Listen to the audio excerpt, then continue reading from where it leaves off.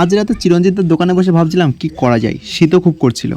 এটা আমাদের সকলের প্রিয় পাল কুলিং সেন্টার। এখানে সমস্ত কিছু অতি যত্ন সহকারে রিপেয়ারিং করা হয়। তোমরা চাইলে একবার যোগাযোগ করে দেখতে পারো। সে যাই হোক, দারুণ শীত করছিল, তাই প্রায় 1 বছর পর আমি আমার অস্ত্রটাকে আবার আনবক্সিং করলাম। আনবক্সিং করার পর অস্ত্রটাকে নিয়ে খেলতে যাওয়ার সময় মনে পড়ে গেল পুরোনো দিনের কিছু কথা। ছোটবেলায় রাতে র্যাকেট খেলতে যাওয়ার কথা বললেই আমার মা ঠিক আমার সাথে এরকমটাই করতো।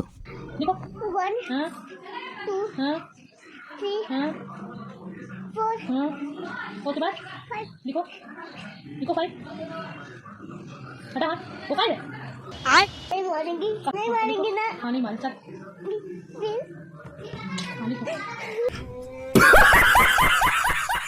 কিন্তু এখন তো যাওয়াই যায়, তাই ভাবলাম একটু র্যাকেট খেলতে যাব। কিন্তু হঠাৎ করে মনে পড়লো আমার ঠান্ডা লেগেছে, আর শরীর খারাপ করলে আমার মা আমার সাথে ঠিক এরকমটা করবে।